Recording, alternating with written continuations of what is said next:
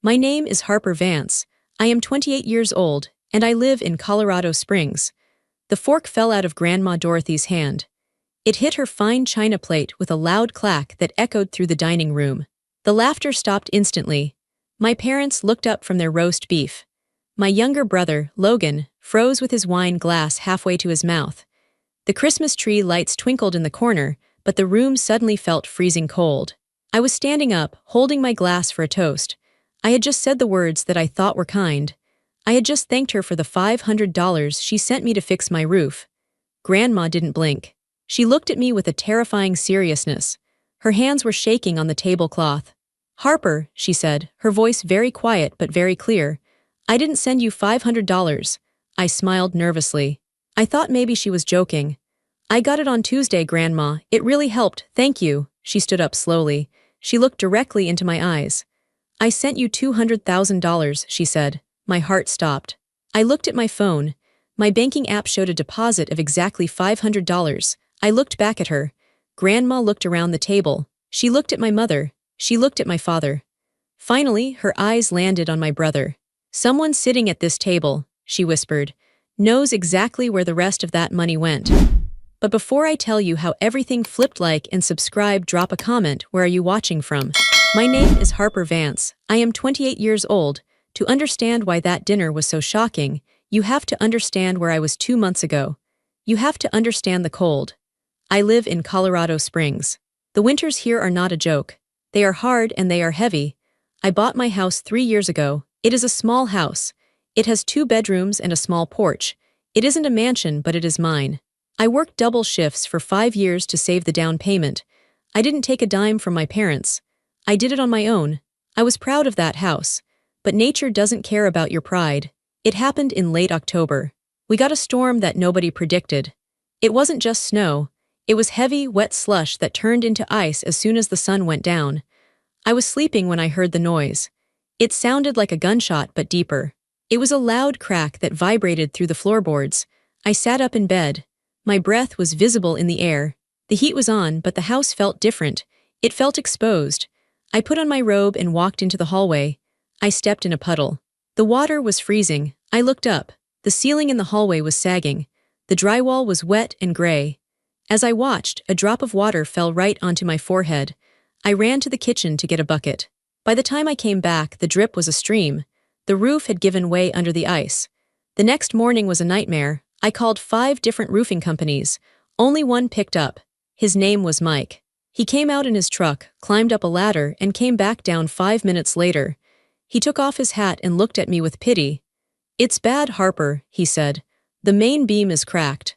The ice dam pushed water under the shingles and rotted the wood. We can't just patch this. You need a structural repair and a new roof." I felt sick.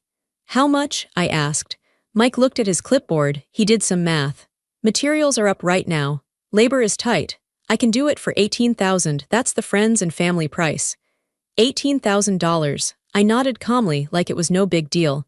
I shook his hand and thanked him. I watched him drive away.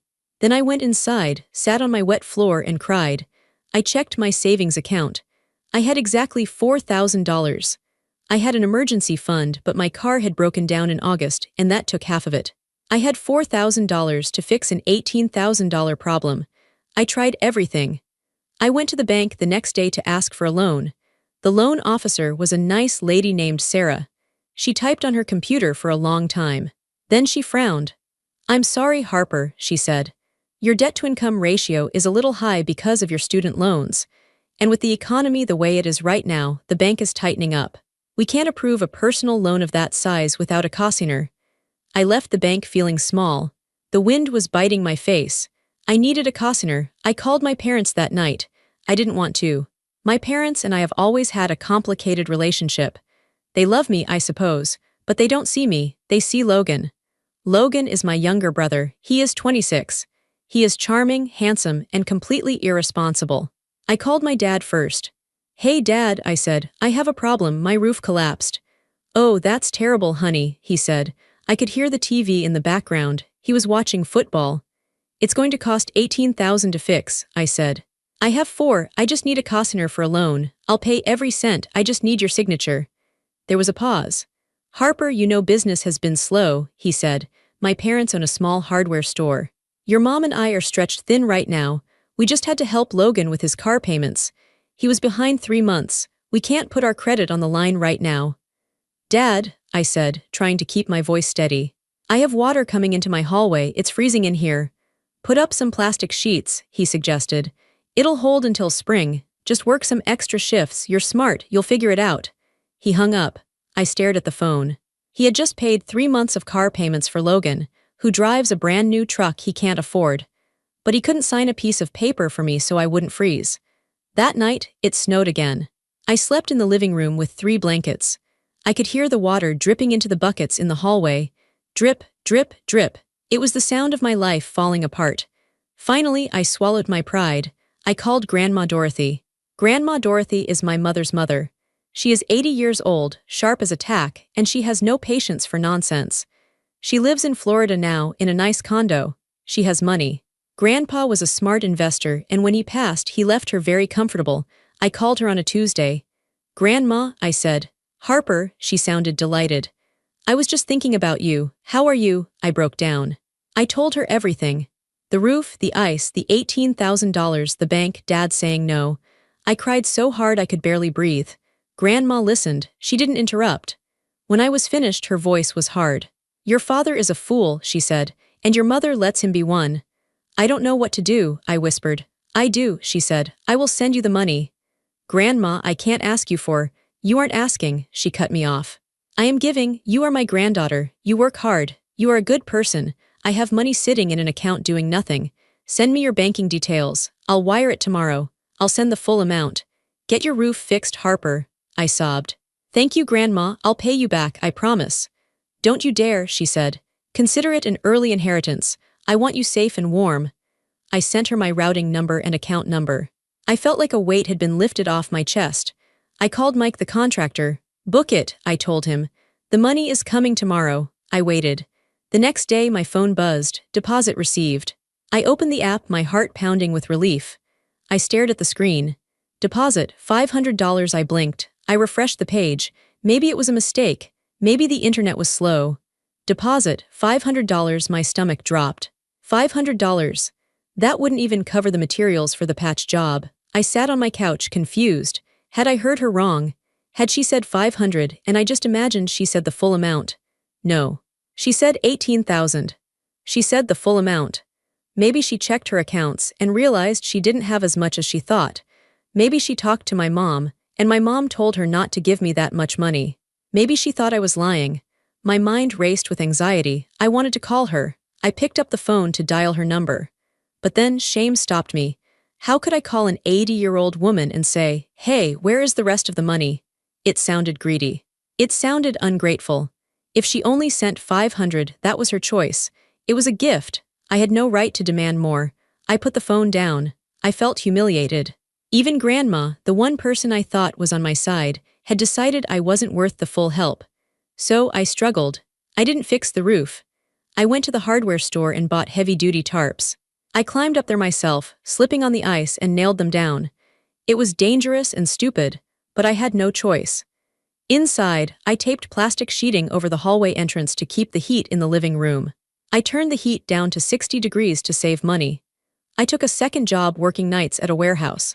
I worked from 8 a.m. to 5 p.m. at my design job, then went to the warehouse from 7 p.m. to midnight. I was exhausted. I lost weight. My skin turned gray from lack of sleep. Every time I talked to my parents, they asked, "How's the roof?" "It's fine," I lied. "I handled it." I didn't tell them about the tarps. I didn't tell them about the second job. I didn't tell them that I was eating instant noodles every night. And I didn't tell Grandma anything. I sent her a thank you card. "Dear Grandma, thank you so much for the gift. It helped a lot. Love, Harper." I thought that was the end of it. I thought I just had to survive the winter. Then came Christmas Eve. My parents' house was warm. Too warm. It smelled like pine needles and roasting meat. It was the picture of a perfect family Christmas. I was tired. My back ached from lifting boxes at the warehouse the night before, but I put on a red dress and a smile. I drove my beat-up car to their house. Logan was already there. His truck was in the driveway. It was a massive, shiny black truck. It probably cost $60,000. He was in the living room drinking a glass of expensive bourbon. "Hey, sis," he grinned. He looked healthy, rested. He was wearing a cashmere sweater. "You look tired, rough night." "Working," I said shortly. "You work too much," he laughed. "You need to learn to relax." My dad walked in and slapped Logan on the back. "Leave her alone, Log. Not everyone has your business sense."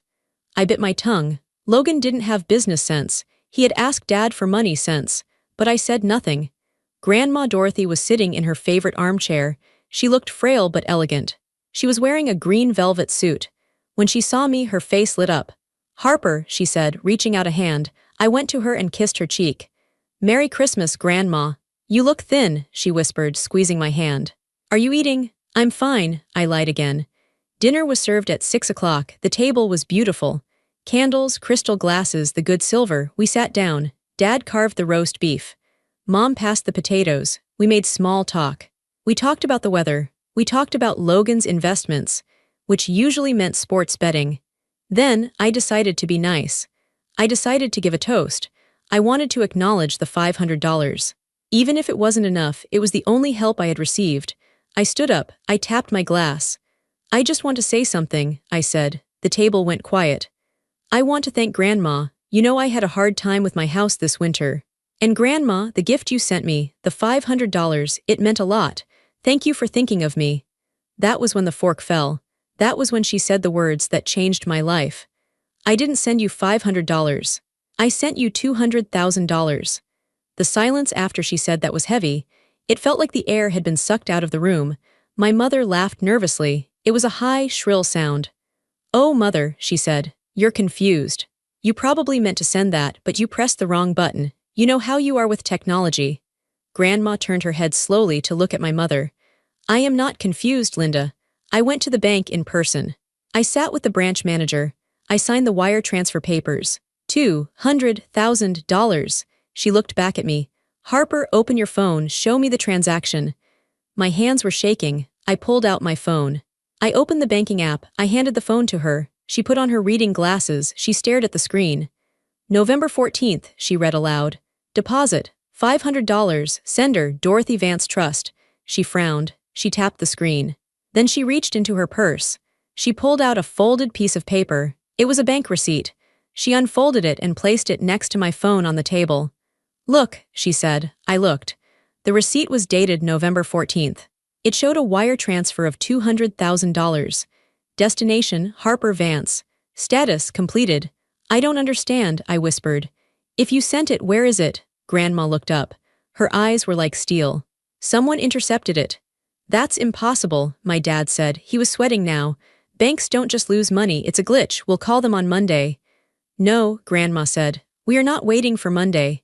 She picked up her cell phone. She dialed 3 numbers, 9-1-1. "Mom," my mother shrieked. "What are you doing? It's Christmas Eve."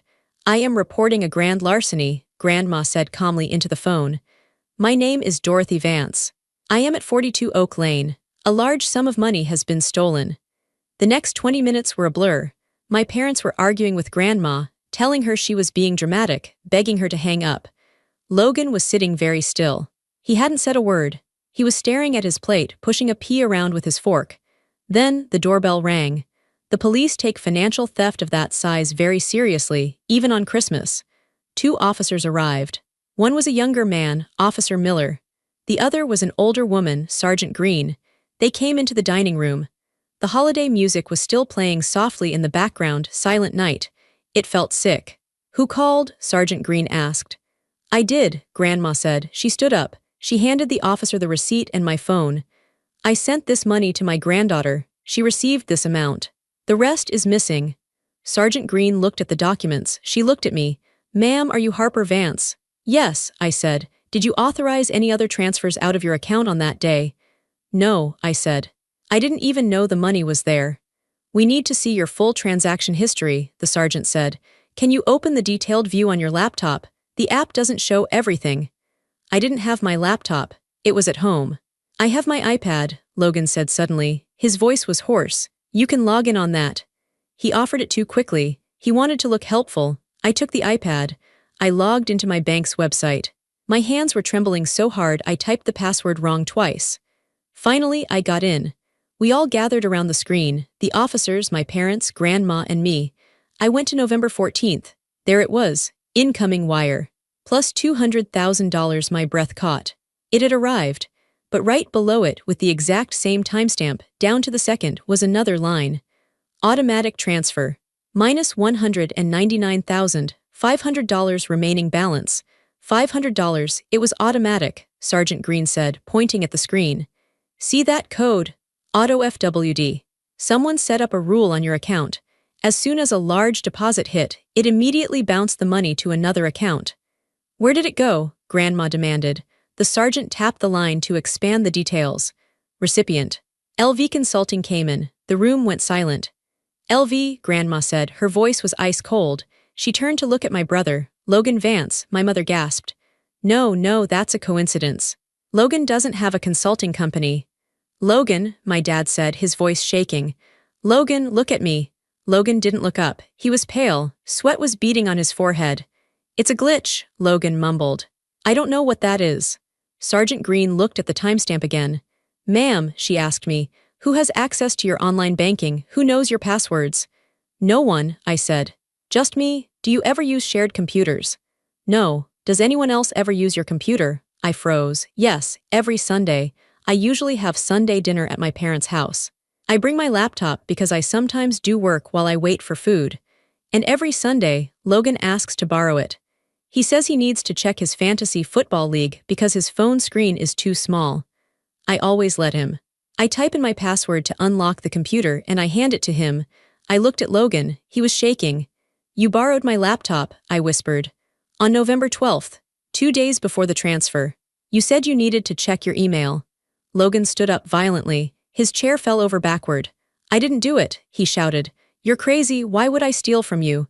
Sit down, son, Officer Miller said, stepping forward. His hand went to his belt.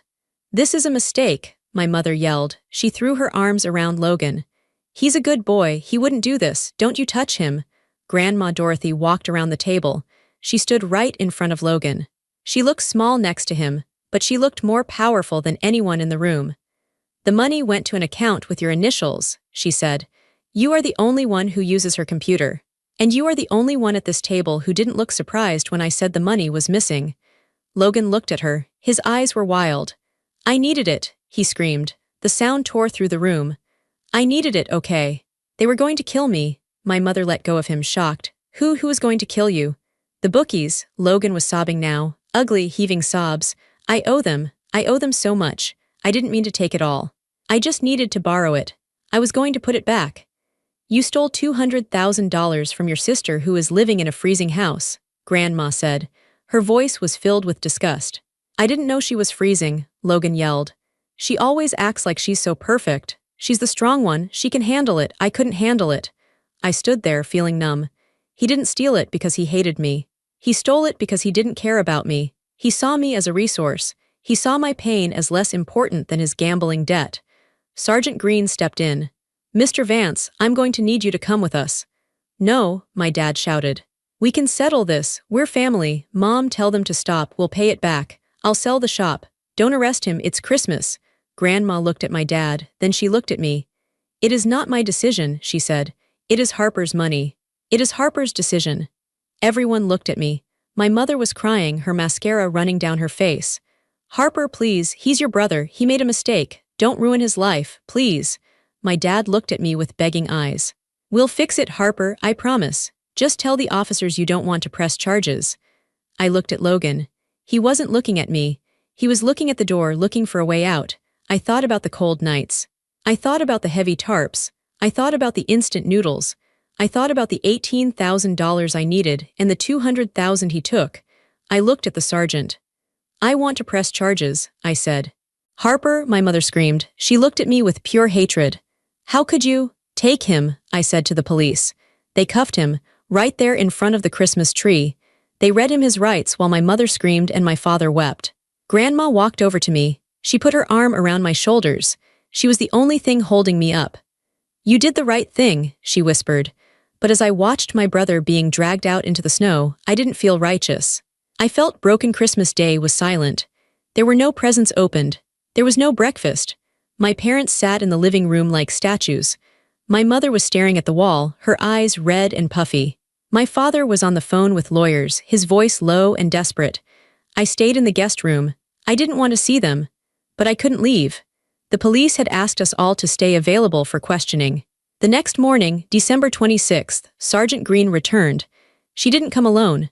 She brought a technical specialist with her, a man named Detective Reed. They sat us down at the dining table, the same table where Grandma had dropped her fork just 36 hours earlier. Grandma was there too. She hadn't left my side. "We have done a preliminary analysis of the bank records and the device usage," Detective Reed said. He placed a laptop on the table. It was my laptop. They had taken it into evidence on Christmas Eve, but now they were returning it. "How did he do it?" I asked. My voice sounded hollow. "It wasn't a hack," the detective said. "Not in the traditional sense. He didn't break in from the outside. He had the keys." He opened the laptop and turned the screen toward us. "On November 12th, at 2:15 p.m., someone accessed your online banking portal from this machine. We matched the IP address. It was logged in right here on this Wi-Fi network. November 12th, that was a Sunday. The Sunday I was here for dinner. The Sunday Logan borrowed my laptop to check his fantasy football. Once he was in," the detective continued, "he didn't just transfer money. He set up a protocol. It's a feature usually used by businesses to sweep excess cash into savings accounts. He set a rule. Any incoming wire transfer over $5,000 is to be immediately rerouted to account X. He planned it," I whispered. "Yes," Detective Reed said. "He knew the money was coming. He set the trap and waited for it to arrive. The moment the funds hit your account, the system recognized the amount and triggered the transfer. It took 3 seconds. That's why you never saw it. The banking app on your phone only updates every few minutes. By the time you checked, the money was already gone." My mother started to cry again. "He was desperate," she sobbed. "He's not a criminal. He just got in over his head." Sergeant Green looked at my parents. Her expression was hard. "Mr. and Mrs. Vance," she said, "we found something else in Logan's text messages. Messages between him and you." My father went pale. He stopped rubbing his face and looked down at his hands. "We found a text from Logan to you, Mr. Vance, dated October 30th. He wrote, 'They're going to break my legs if I don't pay up. I need another $5,000. And you replied, 'I'll send it, but this is the last time.'"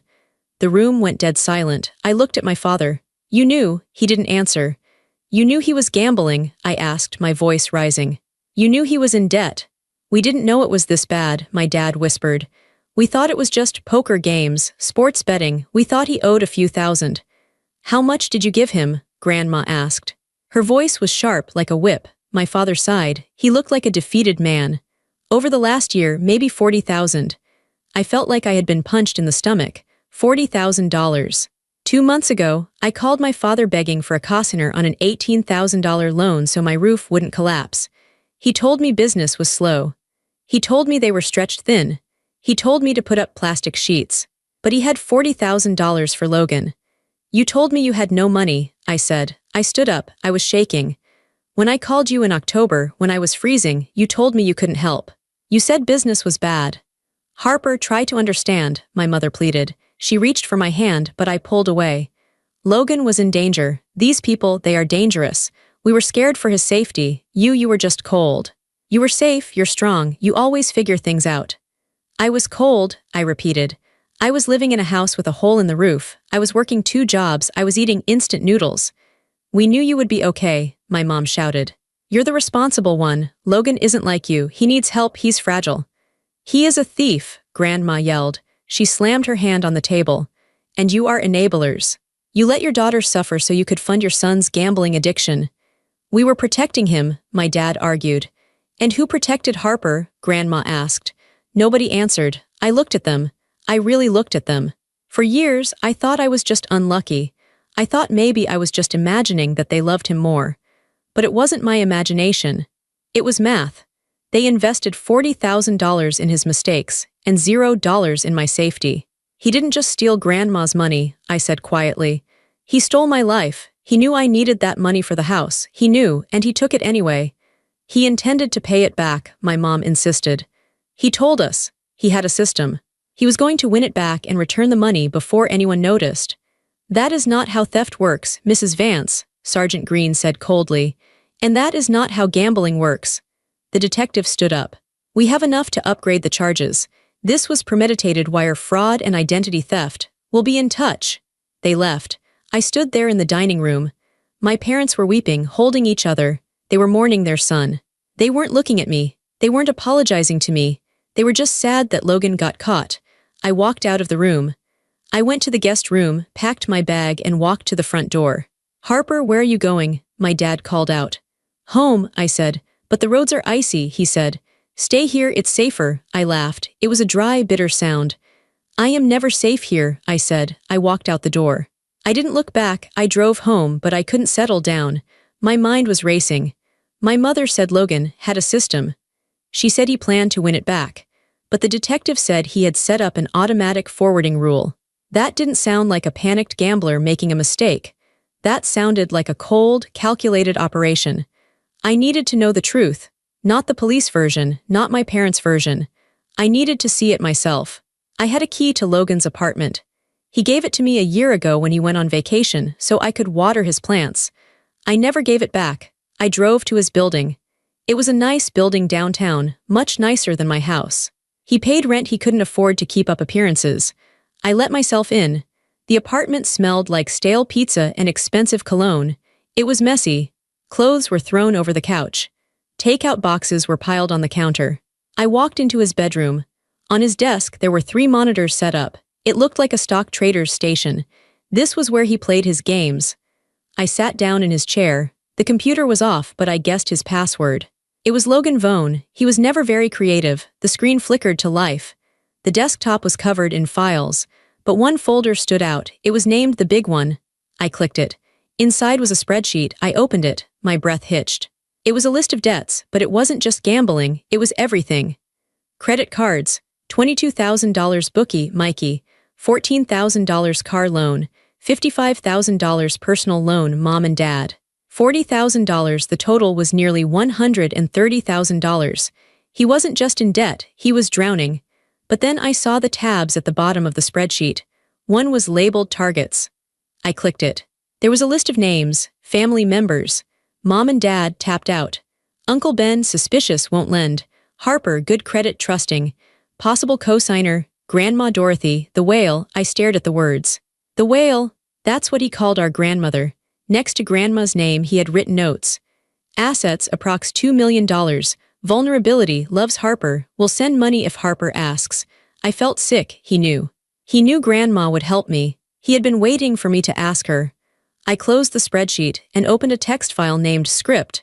It was the code the detective had talked about. I don't know much about computers, but I could read the notes he left for himself.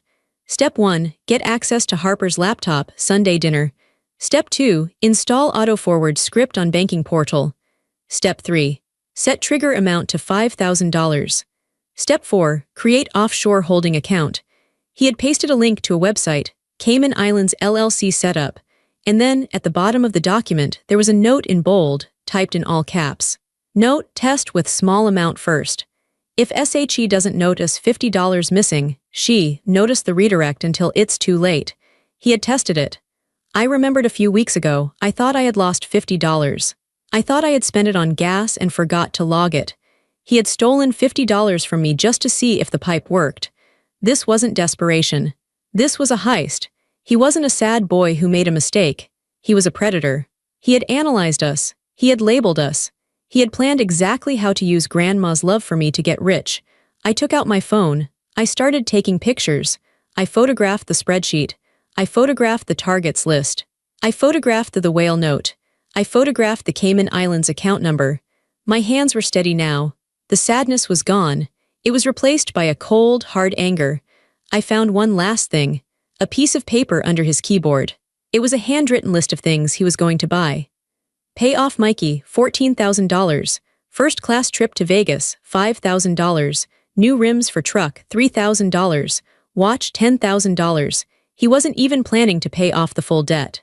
He was going to steal $200,000, pay off the bookie to stop the threats, and then go to Vegas to party with the rest. He was going to leave me with a broken roof and a broken heart while he bought a watch. I took the paper, I walked out of the apartment. I sat in my car and emailed every single photo to Sergeant Green. Then I dialed the detective's number. "Sergeant Green," I said when she answered. "It's Harper. Harper, is everything okay?" "No," I said, "but I have evidence. He didn't just do this on a whim. He's been planning to rob Grandma for months. I just sent you the proof. We'll look at it immediately." "One more thing," I said. "Yes, my parents said he was going to pay it back. I found his spending list. He was going to Vegas. He was never going to pay it back." There was a pause on the line. "Thank you, Harper. This changes things. This proves malice. It will help the prosecutor a lot." I hung up. I looked up at the apartment building one last time. I thought about the brother I used to play tag with. I thought about the brother I defended on the playground. That brother didn't exist. Maybe he never existed. There was only Logan Vance, the con artist, and I was done being his victim. I started the car. I had one more thing to do. I had to show my family what I found. I had to break the illusion once and for all. I drove to my parents' house. The roads were still icy, but I didn't feel the cold anymore. My hands were tight on the steering wheel. I felt a fire burning in my chest. It was the fire of truth. When I pulled into the driveway, I saw it. The shiny black truck was back. Logan was there. Of course he was. My parents had bylaid him out. It had been less than 48 hours since he was arrested on Christmas Eve, and he was already out. They probably used the equity in their house or drained their retirement accounts to post his bail. They couldn't stand to see their precious boy in a cell for even 2 days. I turned off the car. I grabbed my phone. I had the photos. I had the evidence. I walked to the front door. I didn't knock. I used my key and pushed the door open. The living room was quiet. My parents were sitting on the couch. Logan was sitting in the recliner, wrapped in a blanket. He looked pathetic. He was drinking hot cocoa. My mother was rubbing his back, whispering soft things to him. "It's okay, honey," she was saying. "We'll get a good lawyer. It was all a misunderstanding." They looked up when I walked in. The room went silent. "Harper," my dad said. He sounded tired. "We didn't expect you back." "I see Logan is home," I said. My voice was very calm. It scared me how calm I sounded. "We posted bail," my mom said defiantly. She lifted her chin. "He is innocent until proven guilty. We aren't going to leave him in that place with criminals." "He is a criminal, Mom," I said. "Don't start," Logan groaned. He didn't look at me. He stared at the TV, which was turned off. "I've had a rough couple of days, just leave me alone." "A rough couple of days," I laughed. "I've had a rough couple of months, Logan, remember, when I was freezing." "Harper, please," my dad said. "We are trying to heal as a family. If you are here to yell, please leave." "I'm not here to yell," I said. "I'm here to watch TV." I walked over to the large flat-screen TV on the wall. I pulled out my phone. "What are you doing?" Mom asked. "I went to Logan's apartment," I said. Logan froze. He sat up straight. The blanket fell off his shoulders. "You did what? You have no right. That's my privacy." "You gave me a key," I reminded him. "And you used my laptop to steal $200,000. So I think we are past privacy." I tapped my phone screen and connected it to the TV via AirPlay. "I found some interesting things on your computer, Logan," I said. "I think Mom and Dad need to see them." "Stop," Logan yelled. He tried to stand up, but he was clumsy. "Dad, tell her to stop." "Sit down, Logan," I said sharply. The first image popped up on the giant screen. It was the spreadsheet. The font was huge and clear. "Total debt, $129,000.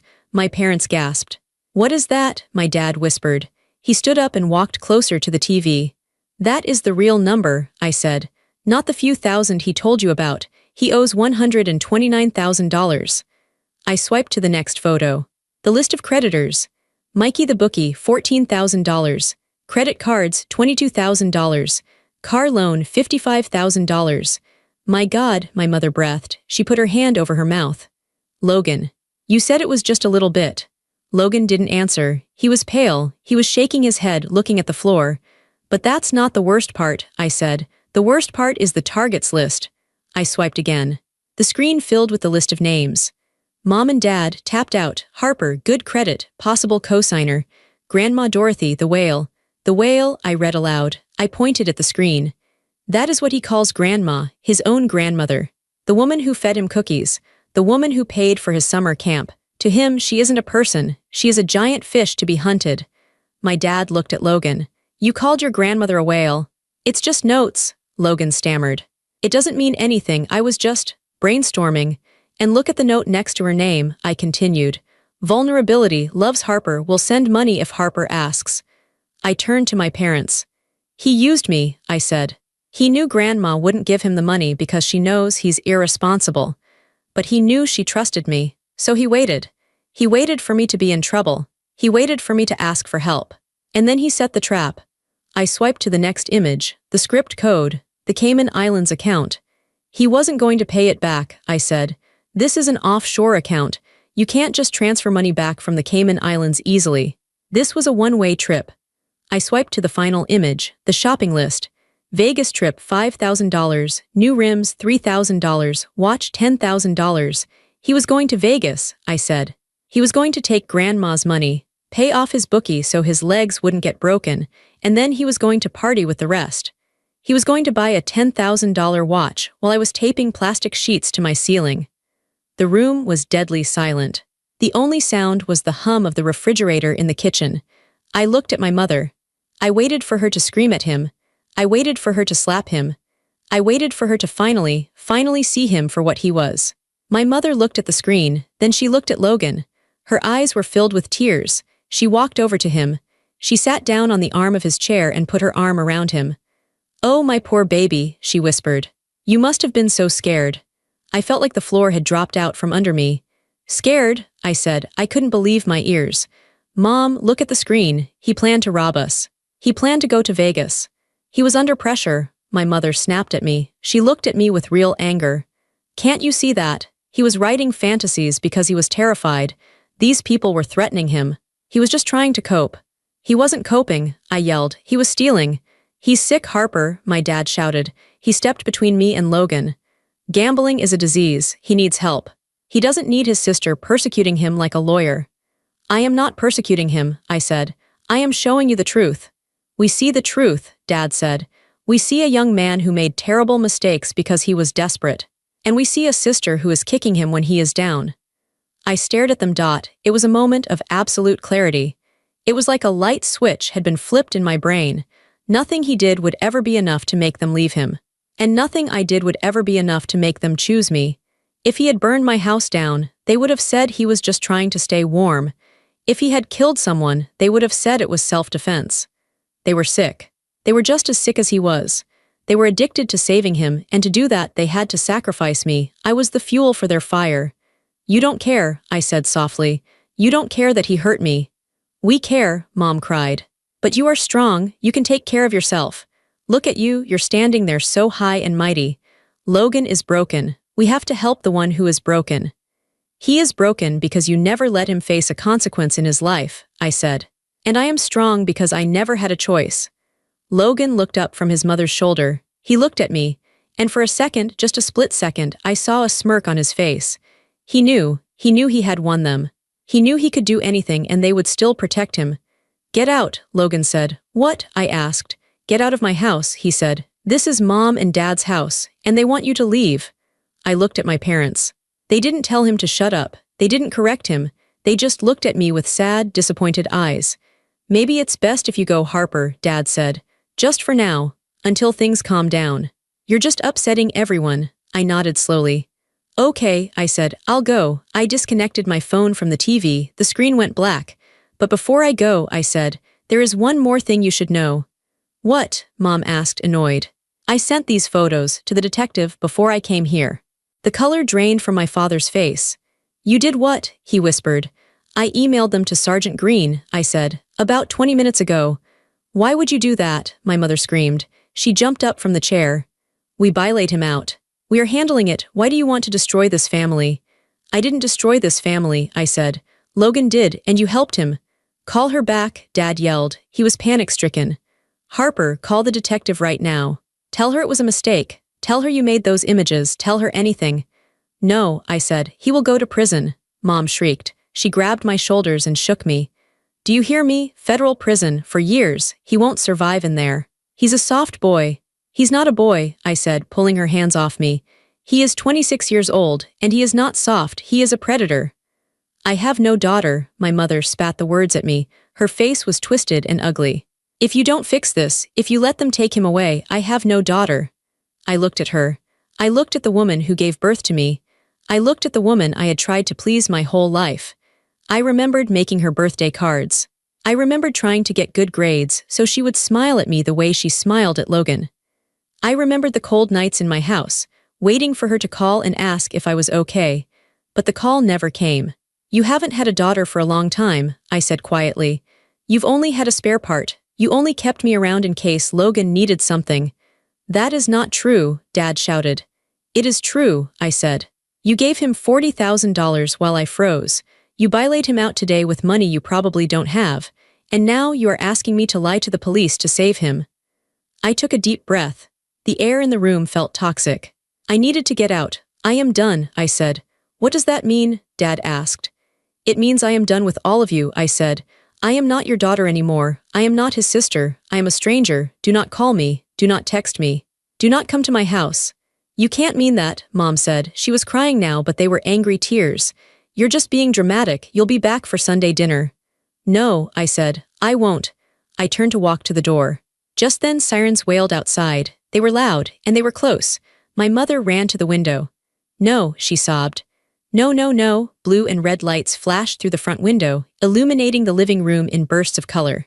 There was a heavy pounding on the front door. "Police, open up." My father looked at me with pure hatred. "You did this," he hissed. "You traitor." I didn't say anything. I just stood there. Dad opened the door. Sergeant Green was there, along with 2 other officers and 2 men in suits, FBI agents. "Logan Vance," Sergeant Green said, stepping into the hallway. "We have a warrant for your arrest." "He's out on bail," my dad argued, trying to block the way. "We paid the bond." "That bail is revoked," one of the FBI agents said. He stepped forward. "We have received evidence that the suspect has established offshore accounts in the Cayman Islands. That makes him a significant flight risk. He is also being charged with wire fraud across state lines. This is a federal case now." My mother screamed. It was a guttural, animal sound. She ran to Logan and threw her arms around him, trying to shield him with her body. "Don't take him," she wailed. "He wasn't going to run. He's a good boy." Logan was shaking violently. He looked at the FBI agents and the arrogance was gone. The smirk was gone. He looked like a child who had realized the game was over. "I didn't mean it," he sobbed into his mother's shirt. "I didn't mean to set up the account. It was just an idea." "Get up, son," the agent said. The officers moved in. They gently but firmly pulled my mother away. She fought them. She scratched at their arms. "Ma'am, step back or you will be arrested for obstruction," Sergeant Green warned. Dad grabbed Mom and held her back. She collapsed in his arms, weeping uncontrollably. They pulled Logan out of the chair. They cuffed his hands behind his back. This time, they used metal leg shackles too. Logan looked at me as they walked him to the door. "Harper, please," he begged. His nose was running. He looked pathetic. Tell them I'm your brother, help me." I looked him in the eye. "I don't have a brother," I said. He flinched like I had slapped him. The officers marched him out into the snow. The cold air rushed into the house, chilling the warm living room. I watched them put him into the back of a black SUV. I turned back to my parents. They were huddled together on the floor. My mother was rocking back and forth. My father was staring at the wall, his face gray. "Get out," my father whispered. "I'm leaving," I said. "I hope you die," my mother whispered. She didn't look at me. "I hope you die alone and cold." It hurt. I won't lie. It felt like a knife in my heart. But the pain was different this time. It wasn't the pain of hoping for love and not getting it. It was the pain of cutting off a gangrenous limb. It hurt, but it was necessary to survive. "I won't die alone," I said, "and I will never be cold again." I walked out the front door. I walked past the police cars. I walked past the black SUV where my brother was crying. I got into my car. I took a deep breath. The air in my car was freezing, but I turned the key and the engine roared to life. The heater kicked on. I drove away. I watched the house disappear in my rearview mirror. The house where I grew up. The house where I learned that I wasn't enough. I drove until the house was just a speck, and then I drove until it was gone completely. I didn't go home immediately. I drove to the nursing home where Grandma was staying temporarily while the investigation was ongoing. She didn't want to be alone in her condo. I walked into her room. She was sitting by the window, reading a book. When she saw me, she put the book down. She saw my face. She saw the red eyes, the exhaustion, the strange calmness. "Is it done?" she asked softly. "It's done," I said. "They took him, the FBI." Grandma nodded slowly. She didn't look happy. She looked sad but resigned. "And your parents? They chose him," I said. Even at the end, they told me they have no daughter. Grandma stood up. She walked over to me. She is a small woman, but her hug felt stronger than iron. She held me tight. They are wrong, she whispered into my ear. You are the best of them. You are the only one of them worth anything. I started to cry then. I hadn't cried in front of my parents. I hadn't cried in front of the police. But in the safety of Grandma's arms, I let it go. I have no family, Grandma, I sobbed. You have me, she said fiercely. And that is enough. We will build a new family, a better one. We sat there for a long time. The sun went down outside the window, painting the snow purple and blue. I felt a strange sensation in my chest. It was an emptiness, yes. The space where my parents and brother used to be was now a crater. But the crater was clean.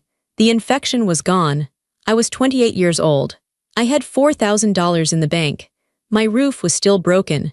But for the first time in my life, I was free. The next 6 months were a slow-motion car crash. But I wasn't in the car. I was watching from the sidewalk, safe behind a glass wall. The FBI investigation was ruthless. Once they started looking at Logan, they didn't stop. They found everything. It turned out the offshore account wasn't his only crime. He had been opening credit cards in my parents' names for 2 years. He had even taken out a small business loan using my dad's hardware store as collateral, forging my dad's signature. The trial was short. The evidence I provided, the spreadsheet, the photos of his computer, the whale note was damning. His lawyer tried to argue that he was a gambling addict who needed rehab, not prison. But the federal prosecutor held up the picture of the offshore account setup and the Vegas spending list. This is not addiction, the prosecutor said. This is calculated greed. Logan pleaded guilty to avoid a longer sentence. He got 7 years in federal prison. 5 years mandatory before he could even be considered for parole. He was also ordered to pay restitution, every penny of the $200,000, plus fines. When the judge read the sentence, I wasn't there. I read about it in the newspaper like a stranger. My parents were destroyed. Because Logan had forged my dad's signature on the business loan, the bank called in the debt immediately when the fraud was revealed. My dad, of course, couldn't claim it was fraud without admitting he had been negligent, and he refused to testify against Logan on the additional charges. So, the bank came for the hardware store. The business my grandfather built, the business my dad had run for 30 years, it was gone in 3 months. They had to liquidate the inventory to pay the bank. The going out of business sign in the window was the talk of the town. But it didn't stop there. The legal fees for Logan's defense were astronomical. They had hired a high-end criminal defense attorney who charged $500 an hour. They drained their savings. Then they drained their retirement funds. Then they took a second mortgage on the house. By May, the for sale sign was up in the front yard of my childhood home. I heard through a friend that my parents' marriage imploded under the pressure. My mother blamed my father for not making enough money to save Logan. My father blamed my mother for coddling Logan too much. They screamed at each other in a house emptied of furniture. My mother tried to call me once. It was late at night in April. I saw her name on my phone screen. Mom. My thumb hovered over the decline button. I thought about answering. I thought maybe she wanted to apologize. Maybe she wanted to say she missed me. But then I remembered her face on Christmas Eve. I remembered her saying, "I hope you die alone and cold." I let it ring. It went to voicemail. I listened to it later. Harper, she sounded drunk. Her voice was slurred. Harper, you need to help us. We're losing the house. We need money. You're working, right? You have Grandma's ear. Talk to her. Tell her to stop being so cruel. We're family. You owe us. She didn't ask how I was. She didn't say sorry. She just said, give me money. I deleted the voicemail. Then I blocked the number. I blocked my dad's number too. It was strange. I expected to feel guilty. I had been trained since birth to feel guilty for everything. But I didn't. I felt light. I fixed my roof in February. Grandma insisted on paying for it directly this time. She hired a different contractor, a reputable company. They came in, tore off the rot, and built a beautiful new roof. It was sturdy, it was strong. When the first snow of March fell, I sat in my living room with a cup of tea. It was warm. The ceiling was dry. There were no buckets in the hallway. I realized then that my parents were like that old roof. They were rotting from the inside, and they were leaking toxicity into my life. I had been trying to patch them up with tarps and buckets for years. But you can't fix rot. You have to tear it out and build something new. July brought heat to Colorado. The snow melted and the mountains turned green. Grandma Dorothy called me on a Tuesday afternoon. "Harper," she said, "put on a nice dress. I'm taking you to lunch." I met her at a fancy bistro downtown. She looked good. She had lost a little weight from the stress of the winter, but her eyes were bright. She was wearing a sharp blue suit. We ate salads and drank iced tea. We talked about my job. I had just been promoted to senior designer at my firm. We talked about her garden. When the check came, Grandma pulled a thick envelope out of her purse. She placed it on the table between us. "This isn't money," she said, seeing my hesitation. "Open it." I opened the envelope. It was a legal document. The top read, "Last will and testament of DorothymarieVance." I looked up at her. "Grandma, you don't need to show me this." "Read it," she commanded. I skipped the legal jargon and went to the section labeled Article IV, Distribution of Assets. "I hereby intentionally omit my daughter, Linda Vance, and my son-in-law, Robert Vance, from this will. I also intentionally omit my grandson, Logan Vance." My eyes widened. She had cut them out, completely. I read the next paragraph. "I give, devise, and bequeath all of my property, real and personal of whatever nature and wherever situated, including my investment accounts, my real estate holdings, and my personal effects, to my granddaughter Harper Vance." I put the paper down. My hands were trembling. "Grandma," I whispered, "I don't want your money, I just want you." "I know," she said. She reached across the table and took my hand. "That is exactly why you are getting it." She took a sip of her tea. "My estate is worth roughly $9 million, she said casually. I choked on my breath. $9 million. Grandpa was very good at stocks, she winked. "And I have been very frugal. But Harper, listen to me. This isn't just about money, it's about trust. Money is power, it is freedom. But in the wrong hands, it is a weapon. In Logan's hands, it was a weapon. In your parents' hands, it was a crutch." She squeezed my hand tight. "In your hands, I believe it will be a tool. A tool to build a life that is safe. A life where you never have to freeze again. A life where you never have to beg anyone for anything." I started to cry, not because of the money, but because of what she said. "I trust you." Nobody had ever told me that. My parents trusted Logan to be special, but they never trusted him to be responsible. They relied on me, but they never trusted me to be worthy of care. "Why?" I asked. "Why me?" "Because," Grandma said softly. "When the roof broke, you didn't steal, you worked a second job. When the truth came out, you didn't lie, you stood up. You are the strongest woman I know, Harper. And I am honored to be your grandmother." I cried right there in the bistro. I cried for the little girl who tried so hard to be good. I cried for the woman who taped plastic to her ceiling. "Thank you," I whispered. "Don't thank me yet," she said. "I'm not dead yet. I plan to spend a good chunk of that money on cruises before I go, but whatever is left is yours," she smiled. "Now wipe your face. We have dessert to order." We ate chocolate cake. It tasted like victory. A week later, I got a letter from the prison. The return address said Logan Vance. I stood by my mailbox, holding the envelope. The paper felt cheap and gritty. I thought about opening it. I wondered what he would say. Would he blame me? Would he beg? Would he tell me he found God? I realized I didn't care. I didn't care about his excuses. I didn't care about his pain. He had made his choices. I walked over to the recycling bin. I dropped the unopened letter inside. I walked back into my house, my warm, dry, safe house, and closed the door. 5 years have passed since that Christmas. Grandma Dorothy passed away last spring. She went peacefully in her sleep at the age of 86. I was holding her hand when she took her last breath. It was the hardest day of my life, but it was also beautiful. There was no drama. No screaming, just love. The funeral was small. I didn't invite my parents. They found out about it, of course. They tried to come. They showed up at the church doors, looking old and worn out. My father stooped, my mother's hair gray and unkempt. They looked like ghosts of the people I once feared. I had security at the door. I had hired them specifically for this. "I'm sorry," the guard told them firmly. "This is a private service. You are not on the list." I watched from the balcony as they argued weakly, then turned and walked away. They drove off in a rusted sedan, leaving me to say goodbye to the only parent I ever really had. When the estate settled, it was exactly as she said. After taxes and fees, I inherited just over $8 million. But I didn't buy a mansion. I didn't buy a Ferrari. I didn't go to Vegas. I moved to Washington State. I found a small town on the coast, where the mountains meet the sea. I bought a house with huge windows overlooking the water. It has a studio with perfect north light. I quit my job and started my own design firm. I work for myself now. I choose my clients. If a client is rude or disrespectful, I fire them. I don't need their money. I have a dog named Barnaby. He is a golden retriever mix and he sleeps on the rug while I work. I date sometimes. I have good friends. I volunteer at a shelter for runaway teens. I teach them how to budget, how to save, and how to spot red flags. My parents still try to contact me occasionally. They create fake Facebook profiles. They send emails from new addresses. Harper, your father is sick. Harper, we are living in a rental apartment. Harper, Logan gets out next year. I delete them all. I don't hate them anymore. Hate takes too much energy. I just feel nothing. They are characters in a book I finished reading a long time ago. A sad book, but one that is closed.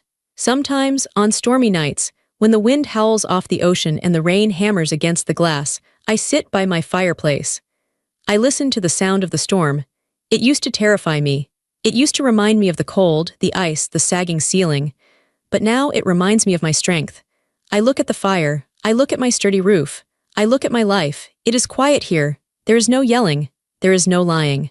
There is no wondering if the money in my account will disappear tomorrow. It is a quiet life. But it is my life. I sip my tea and look out at the dark ocean. If you are reading this, and you are the one holding the bucket while the roof leaks, if you are the one working double shifts while someone else gets the glory, if you are the one being told to set yourself on fire to keep someone else warm, put down the bucket. Let the roof fall if it has to. Walk out the door. It is cold out there at first, but I promise you there is a warmth waiting for you that you can't even imagine yet. The warmth of freedom. I am Harper Vance. I was a victim. Now I am just free. And that is the best ending I could have asked for.